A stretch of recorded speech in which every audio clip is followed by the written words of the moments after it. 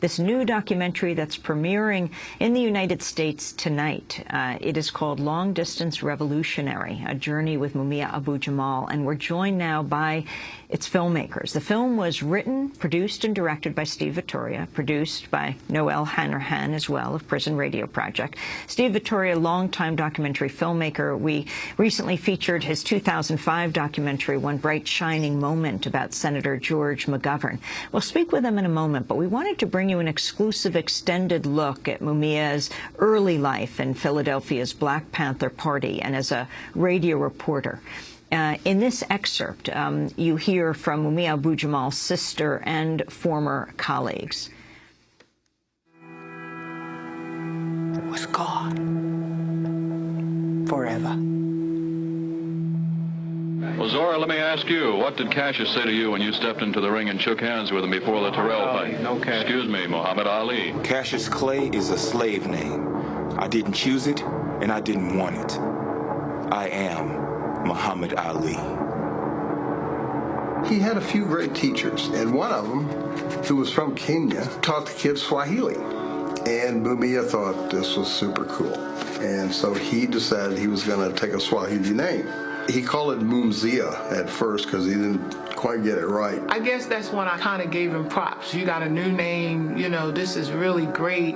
You dropped your slave name. I don't know what his mother thought of that. I'm not sure he insisted that she call him Mumia. I don't care nothing about that stuff. I named you Wesley Cook. That's your name. I don't care what you try to call yourself. You Wesley Cook.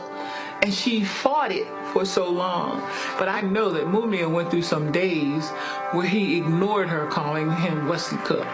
You know, I changed my name, Mom. In the name of the greatest people that have ever trod this earth, I draw the line in the dust and toss the gauntlet before the feet of tyranny, and I say segregation now, segregation tomorrow, and segregation forever.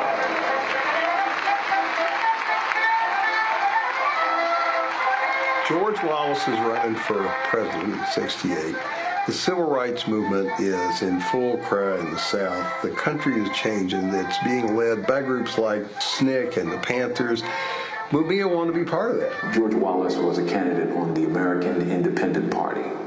Very, very right-wing, although he probably wouldn't be considered very right-wing in terms of America's political context today, would he?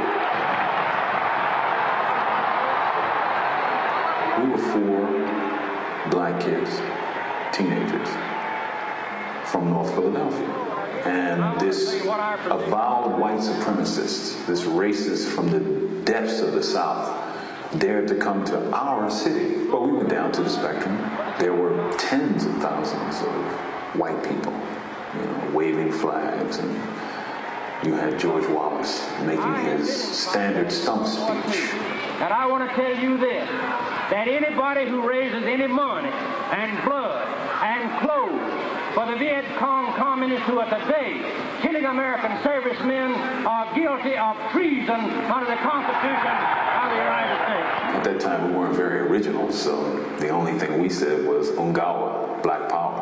Ungawa, Black Power. Ungawa, Black Power! They shouted, Wallace for president, White Power, and send those niggas back to Africa!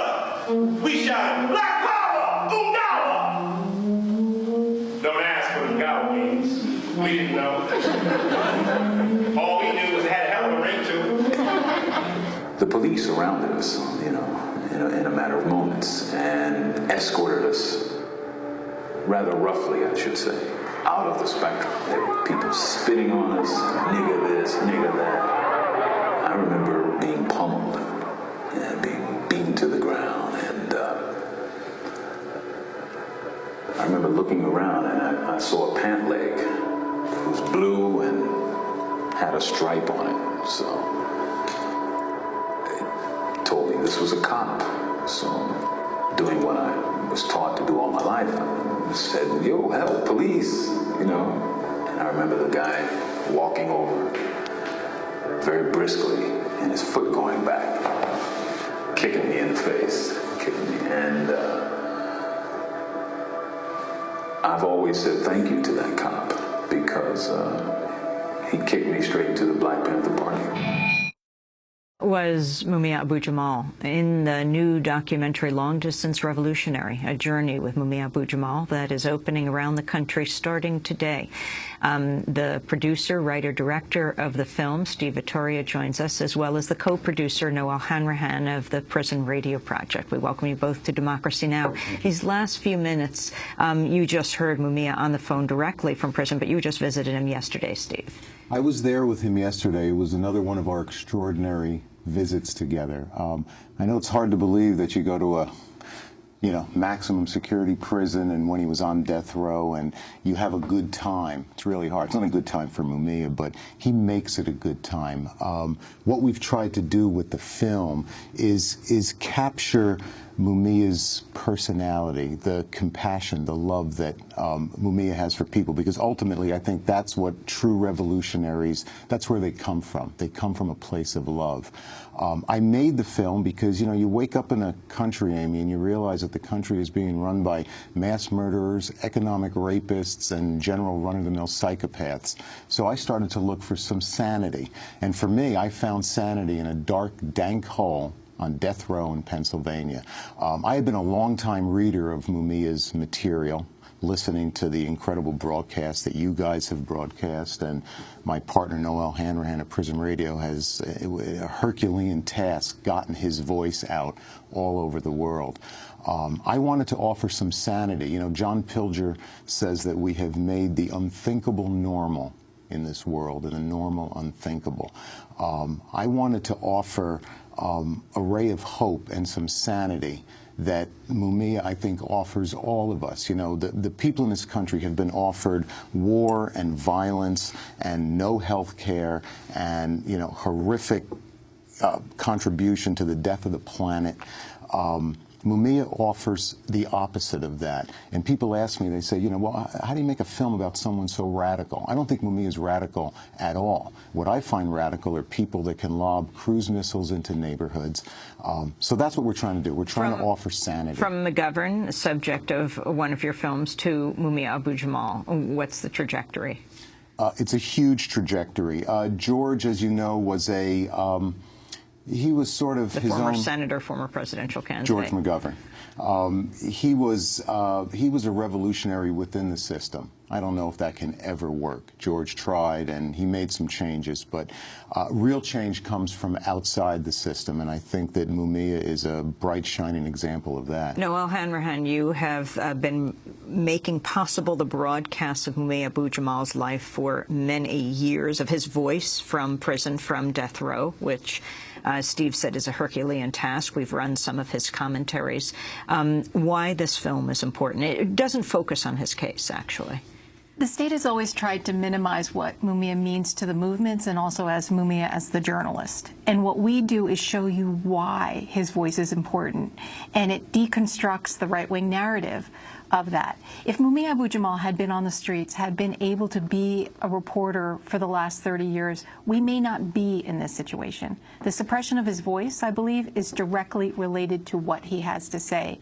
And prison radio humanizes prisoners. It brings prisoners' voices into the public debate and dialogue. I trust that this country needs that information and that we can make better decisions if we hear these people. Mumia happens to be an extraordinary journalist reporting from an extraordinary place, and he demands to be into the public debate and dialogue. The film opens today in New York City. It's at Cinema Village and will run through the weekend, right through Super Bowl Sunday, and around the country, Steve?